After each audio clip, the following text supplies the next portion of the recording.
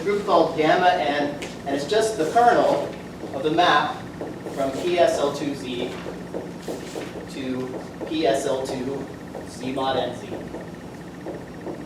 So this is a homomorphism which replaces a matrix with integer entries, where I consider those entries modulo n, still a group even though Z mod NZ is not a field or anything, unless n is prime.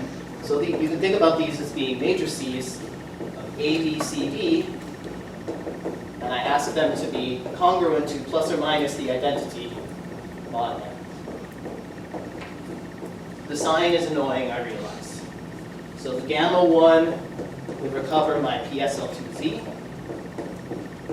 There's an exact sequence which so realizes that gamma n is the kernel. It turns out that this map is surjective. We don't need that today, but if you want to think about why that map is surjective, you should certainly think about that. Usually people say strong approximation as a way to scare you, but it's really the theory of elementary divisors. Okay? A group is congruent if it contains one of these guys.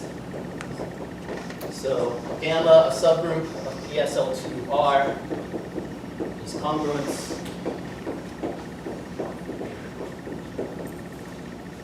if gamma contains gamma n, some n. The minimal n is called the level.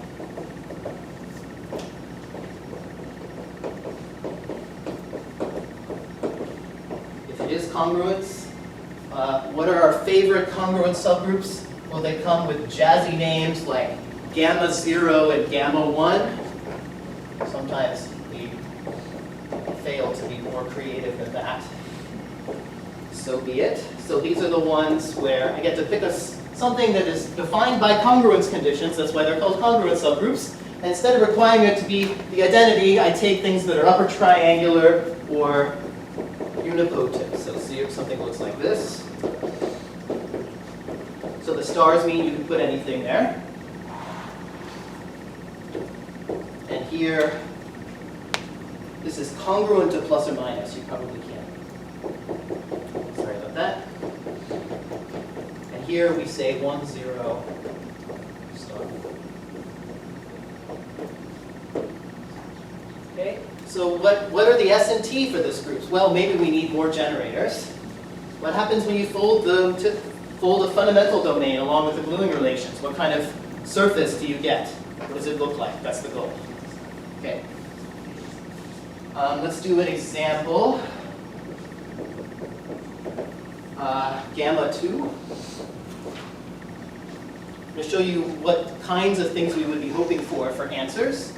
So gamma 2 has a fundamental domain, and it actually looks like this. So advanced theory, instead of doing it once to your homie in the street, you do it twice. So this is the map which is given by a double translation. And there is another element here which pairs these two sides together. And beautifully and symmetrically, it is this matrix. Instead of upper triangular, it's lower triangular. Yeah, question? For the definition of congruence group, do you assume gamma in PSL2R or PSL2Z? I don't assume that it is PSL2Z, but it happens to follow as a consequence of the definition. Okay, so think about why that's true. That if I try to throw in a square root of 2 there or something, that's not going to allow. So I guess I need to say something like, what is gamma? Gamma is a floating symbol, doesn't mean, what is it? Gamma wants to be a subgroup of PSL2R, but in order for anything to be interesting, it needs to be a discrete subgroup. Okay? So I guess I could make this definition for non-discrete groups, but it's not going to be that exciting. So this needs to be a discrete. Okay? So my gamma 2 looks like this. Turns out that these guys generate gamma 2.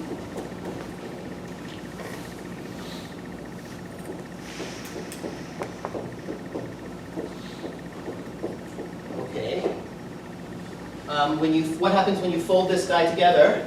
Well, there's a point at infinity here. There's 0. There's -1. There's 1. Okay, so it looks kind of like the original snack treat, but now I have these points there. So if you want to think about it as a topological surface, you might blow into the core chip to make it look like a sphere, but that sphere is missing 3 points.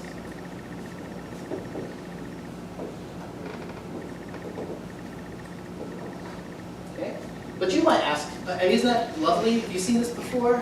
Some of you I know have, because you're not students. Were you actually in the end able to prove that these generate and to get fundamental domain? It's not clear. They moaned pretty hard about it. The ST proof doesn't translate quite as readily to this situation. You might try to do this with your bare hands, but you should be asking me, why? How do you get this? That seems too nice to be true. How does that really work? Okay? So I need to give you a method for producing these kind of things. Okay, one other name, because these are going to pop up. What do we call these points that are missing from the glued together surface? We call them cusps. So cusp, what's the definition of a cusp? It's the orbits of gamma on the boundary. We don't have to take all of P1 of R, so R union infinity. We just need to take the gamma orbit of infinity, if we think about gamma being PSL2C, so all, and then up to gamma equivalents. Okay, so it's maybe just simpler to think about P1 of Q, which is Q union infinity, and I ask for the gamma orbits of that. So if you think about rational numbers or pairs of co-prime integers, and you have PSL2Z act on that set, that's P1 of Q, and then I ask for the gamma orbits of that. And because the congruence condition imposed on gamma 2, I'm apparently able to write any such rational number as either infinity, 0, or 1. Okay, that's the point of having those cusps. So we might want to know, also for other groups, what's a set of cusps? All right, I keep promising things. I guess we better actually get started now and do stuff. Feel like we've been doing things, but mostly for motivation. Here we go. They're called fairy symbols.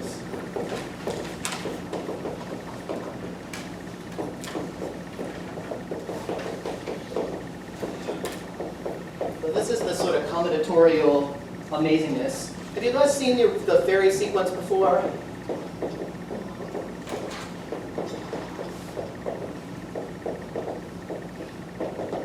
The original fairy sequence is a way of listing the rational numbers in order. So you ask for, among the set P over Q. I guess you have to decide whether you want to include 0 and 1. I will. Okay, any rational number you can write like that. They're between 0 and 1, so I'm going to write P and Q is both positive. Q is not 0. But I ask the denominator be less than n. You list them in increasing order.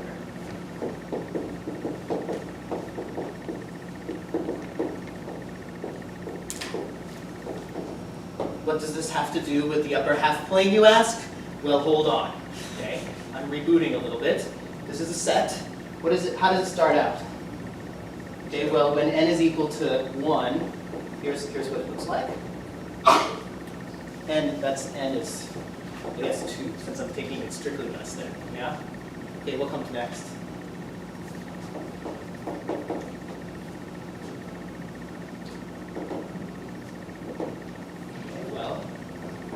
To me, like I'm going to have this. I left a little space there.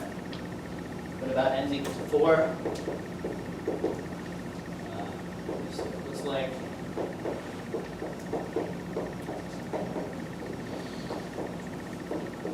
is it clear what this set is? So for every integer n, positive integer, I list the rational numbers between 0 and 1 with denominator at most n in increasing order. Okay, I get a sequence. I'm writing it as 0 over 1 to emphasize something. Okay, now do you notice any patterns in this sequence? So if I were to keep, I left a space here so that we could see one of the patterns, but maybe we'll just try to visualize it here.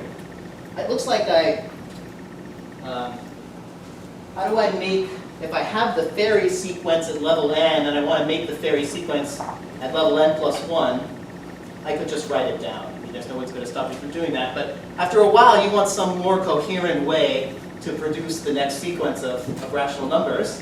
Do you guys notice any patterns here? Denominators are symmetric. There's definitely a symmetry between, yeah, so you could list them up to the halfway point, and then by symmetry, you have to, listing them up to there, and you subtract from 1 or add. So that's evident, okay? But do you notice anything else? Yeah. Isn't that kind of weird? Okay, I'm going to make a new rational number by taking these two in the previous level and adding the numerators and adding the denominators.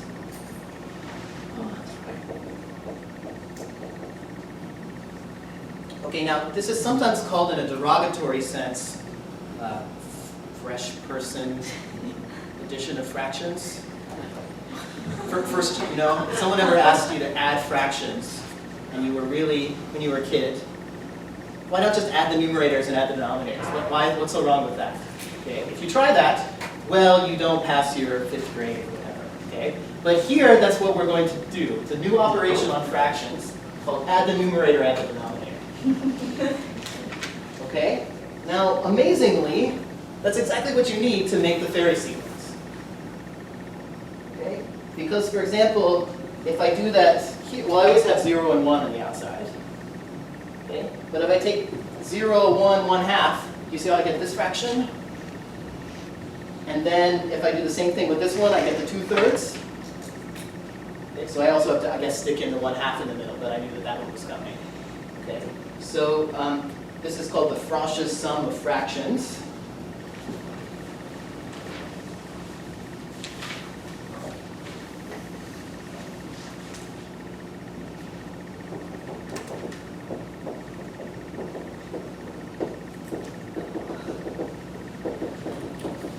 Okay, let's make up a symbol for fun. So if I take two fractions, a over b and c over d, and I frosh them together, it sort of looks like a plus, right?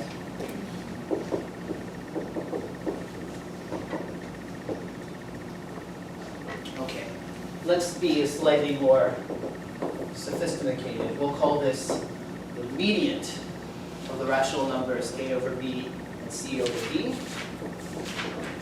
Okay, everyone follow that so far? Okay, so the connection to the Abrahamic plane is still distant, but coming back. So I need one lemma that I encourage you to prove yourself. That says that this really works. Okay, so we say, so if I take two such fractions, I say they're Ferry neighbors if they are adjacent to each other in the Ferry sequence, okay, for the integer n. So these are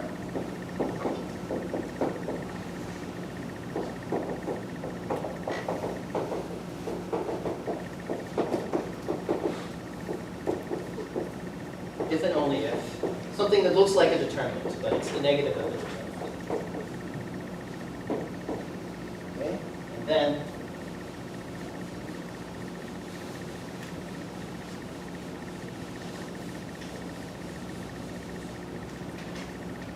the statement is continuing.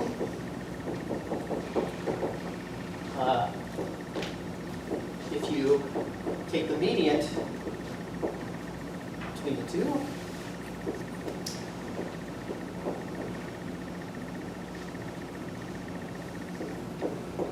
and there's an induction that you can get from this as well. So if I call this fraction in the middle h over k, then I still retain this property.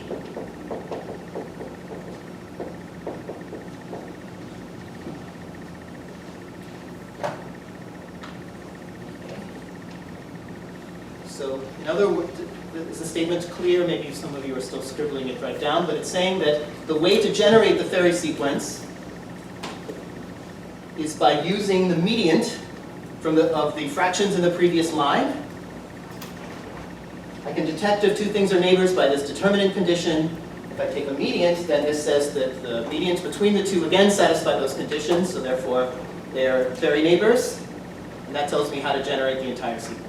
Okay, it also indicates the provenance of this hypothesis and what you might try to do to prove it. There's so much to say about the question back. Nope, just scratch it. All right. There's so much to say about this.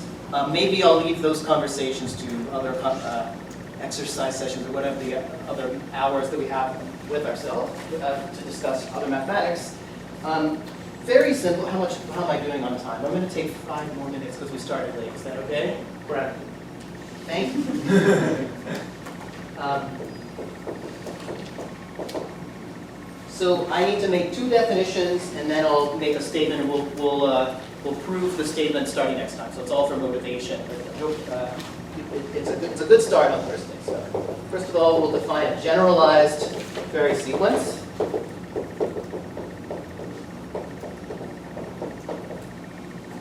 This is a sequence of fractions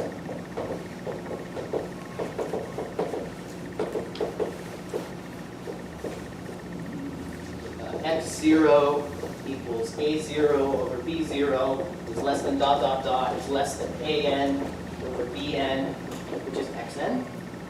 I asked for those fractions to have the property that the GCD of numerator and denominator is equal to 1 to avoid trivialities. I always write my fractions with positive denominator.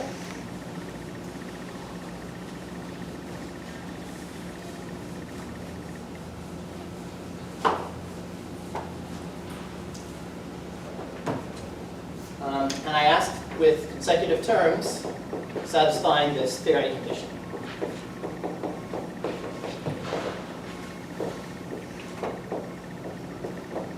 Okay, so I'm not going to write an AI and BI because I want to write it like this so that it really looks like the thing we had over there. Okay, so this is BI, AI plus 1 minus AI. Okay? So a generalized vary sequence is not the vary sequence, but I take some of the terms in it, and I require any two terms next to one another to satisfy this vary condition. Okay? So we extend to include infinity, which we're going to need. So we write minus infinity as minus 1 over 0. Infinity is 1 over 0. As you have to squint a little bit to think about that. So these are, I made the definition of a generalized vary sequence, and I also need to allow myself the symbol minus infinity and the symbol infinity. Minus infinity is less than any rational number. Infinity is greater than any rational number. I always write them as minus 1 over 0 and 1 over 0, and I still can ask for this kind of condition to hold. A vary symbol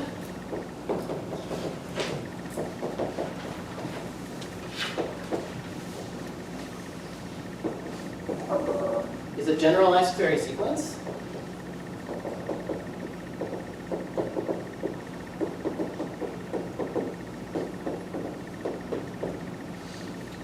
Starting at minus infinity.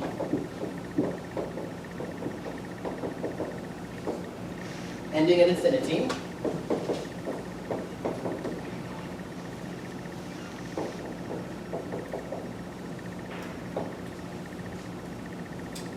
And together with a bit of extra data,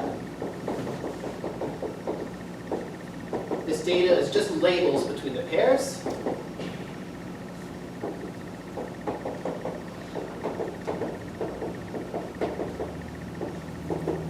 Okay, so I make a sequence, rational numbers satisfying the vary condition. Between any two of them, I'm going to put some decoration.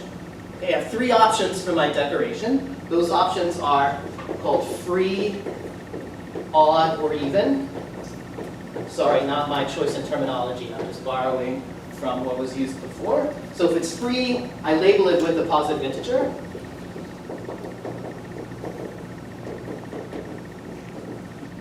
And if it's odd or even, I have the symbol black dot or open dot. And the only other condition is that each of these positive integers only appears twice. And it always appears twice. So it either doesn't appear, or it appears, and it appears exactly twice.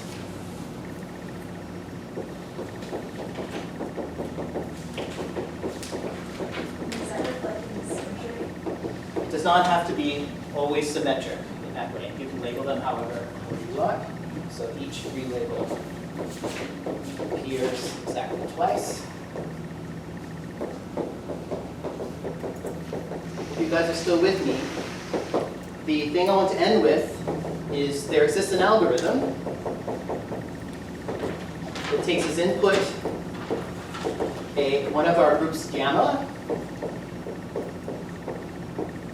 Doesn't need to be congruence. It will focus on the congruence case, but I just need this to be finite index.